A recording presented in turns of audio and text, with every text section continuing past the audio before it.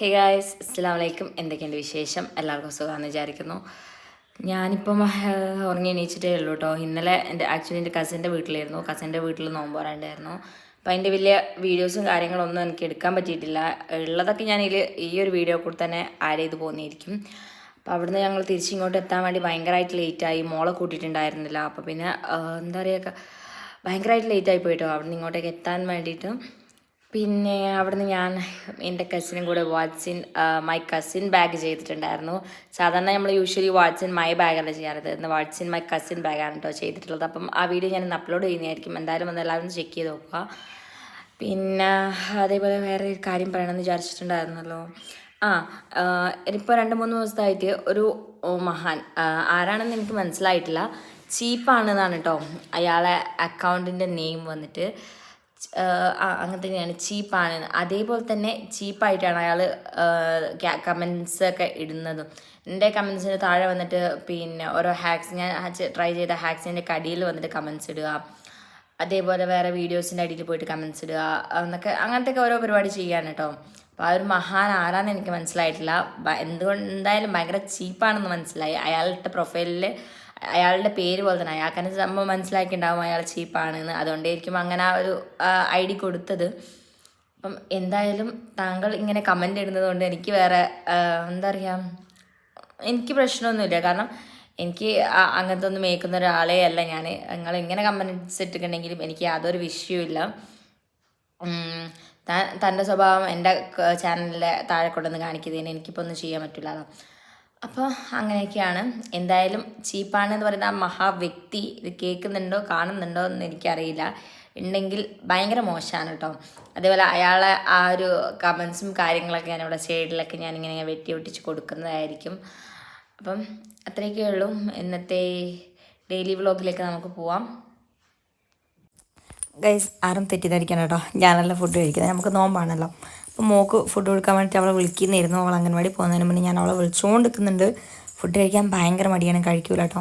അപ്പോൾ അതാണ് സ്ഥിതി. അങ്ങനെ പിന്നെ അവൾ അംഗൻവാടി പോയി, ഉമ്മാനെ കൂടെ പോയി, അതേപോലെ തന്നെ ഉപ്പാനെ കൂടെ തിരിച്ചിങ്ങോട്ട് തന്നെ വന്നിട്ടുണ്ടായിരുന്നു കേട്ടോ.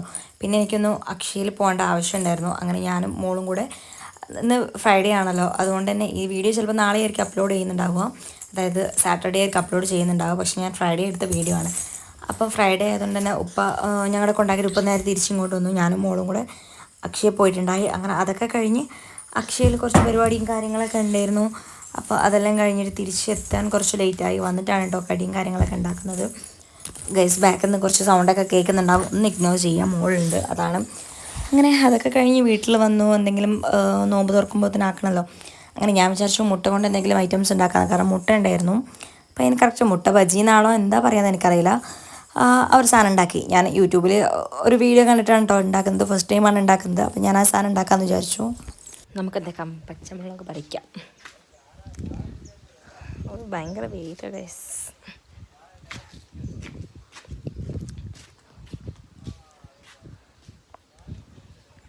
കണ്ടോ,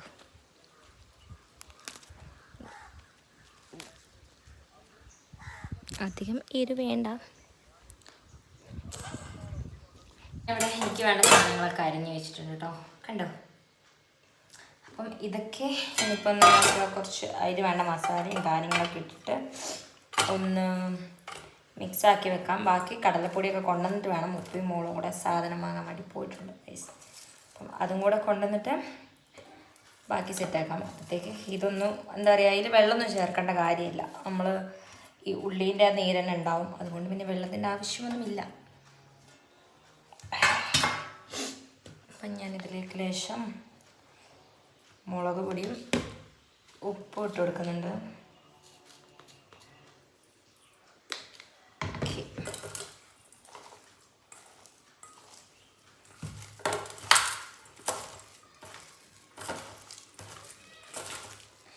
ഞാൻ ഇൻട്രോ എടുത്ത സമയത്ത് പറഞ്ഞിട്ടുണ്ടോ എന്ന് ഓർമ്മയില്ല. ഇന്നലെ ഞാൻ എൻ്റെ കസിൻ്റെ വീട്ടിലായിരുന്നു നോമ്പ് പറഞ്ഞത് കേട്ടോ.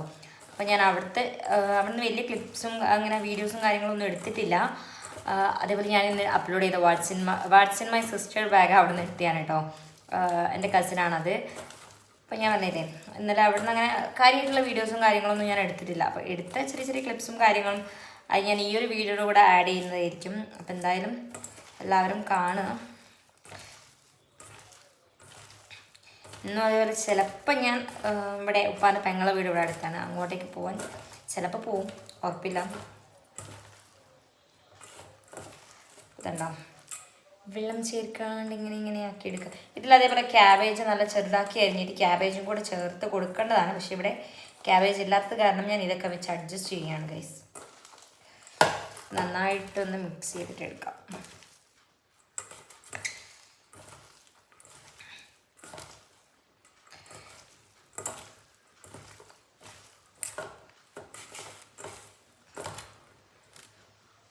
ഓക്കെ, ഇവിടെ ഞാൻ നോമ്പ് തുറക്കാനുള്ള കഴിയും കാര്യങ്ങളൊക്കെ ഏതാണ്ട് സെറ്റായിട്ടുണ്ട് കേട്ടോ.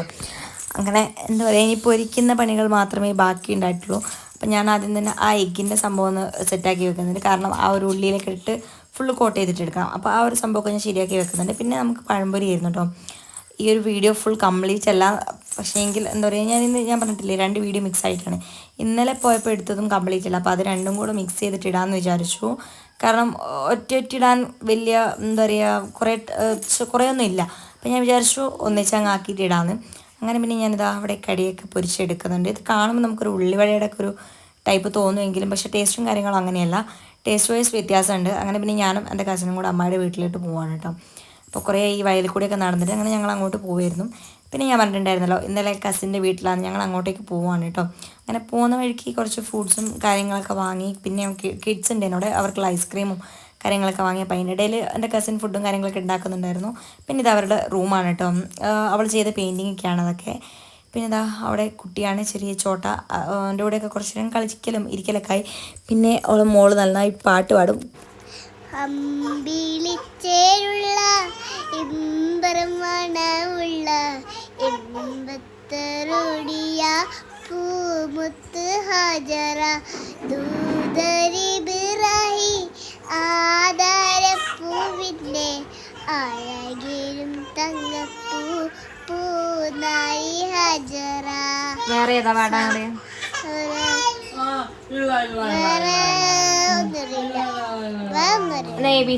എത്ര നാളു കത്തിരുന്നു ഒന്ന് കാണുവാം, എത്ര നാളു കാത്തിരുന്നു ഒന്ന് മിണ്ടുമ, എന്റെ മണവാട്ടി പെണ്ണാണു നീ, എന്റെ വേഴാമ്പൽ കിളിയാണു നീ. ഇവിടെ താത്ത ഫ്രൂട്ട് സലാഡ് സെർവ് ചെയ്തുകൊണ്ടിരിക്കുന്നുണ്ടോ. ഈ സംഭവം നല്ല ടേസ്റ്റ് ഉണ്ടായിരുന്നു. ഞാൻ ഇതിനു മുന്നേ കഴിച്ചിട്ടില്ല കേട്ടോ.